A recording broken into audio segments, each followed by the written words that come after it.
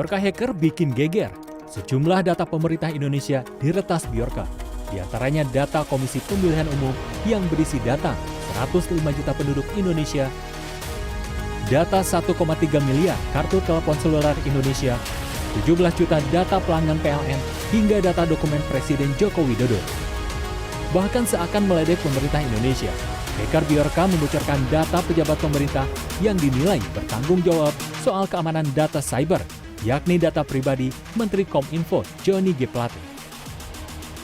Uniknya, aksi Bjorka yang membocorkan data pemerintah justru didukung sebagian warganet. Sejumlah warganet mengungkapkan keprihatinannya dengan pemerintah yang seakan tidak bertanggung jawab melindungi data pribadi rakyatnya. Aksi hacker Bjorka pun terus berlanjut, bahkan beberapa kali memenuhi permintaan warganet, seperti membocorkan data Supersmart, kasus Munir, dan terakhir, Bjorka merespon permintaan warganet soal kasus Ferdy Sambo. Aksi Bjorka yang semakin jadi, akhirnya membuat pemerintah Indonesia tidak lagi menganggap peretasan ini sebagai angin lalu. Menteri Komunikasi dan Informatika Johnny G. Plate memaparkan bahwa Kementerian Komunikasi dan Informatika, Polri, dan BSSN akan membentuk emergency response team untuk menelaah kasus kebocoran data. Namun meski telah membentuk tim, pemerintah kembali menganggap data yang dibocorkan Bjorka adalah data umum, bukan data spesifik.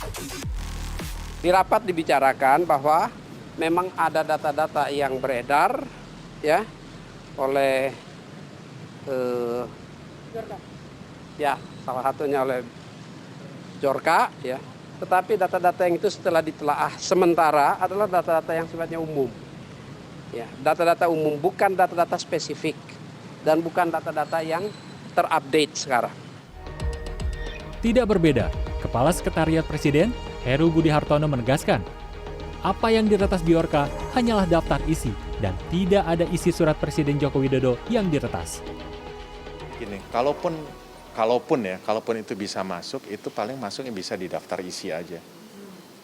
Artinya surat-surat, isi surat itu tidak akan saya yakin nggak? Sejauh ini tidak. Karena kan saya yang tahu. Kalaupun bisa meratas paling masuk ke window awal, dan window awal itu kan banyak pagernya lah. Meski pemerintah menyangkal bahwa data yang dibocorkan Bjorka bukanlah data penting, praktisi keamanan cyber Alphonse Tanujaya menilai pemerintah telah gagal mengamankan data di lembaga mereka. Alphonse juga prihatin dengan respon pemerintah yang menganggap enteng data yang bocor, padahal diantaranya adalah data pribadi masyarakat. Pemerintah setiap kali mengalami kebocoran data bukannya mengakui, memperbaiki, dan mencegah, informasikan ke masyarakat bocornya di mana. Tapi yang terjadi malah nomor satu menyangkal dulu. Nah itu yang membuat peretas itu merasa ditantang bahwa jadi aku dibilang bahwa data itu nggak valid atau apa. Padahal nyata-nyata menurut pengetesan Vaksin.com datanya valid. Lalu sebenarnya siapakah Bjorka? Akun Bjorka dengan foto profil menyerupai penyanyi Islandia Björk di album Utopia ini muncul di situs gelap Bridge Forum.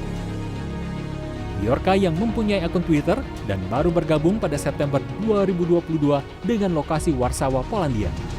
Bjorka sebenarnya sudah beraksi sejak tahun 2020 dengan membocorkan data pelanggan sebuah lokal pasar Indonesia pada April 2020.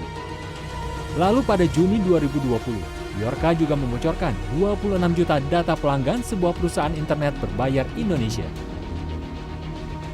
Namun belakangan, aksi Bjorka tidak hanya membocorkan data, tetapi juga ikut mengkritik apa yang terjadi di Indonesia. Bjorka mengaku apa yang dilakukannya adalah cara baru berunjuk rasa. Dirinya juga ingin menunjukkan bahwa jika kekuasaan berada di tangan orang yang tidak mumpuni, maka sebuah negara akan kacau. Tim Liputan CNN Indonesia.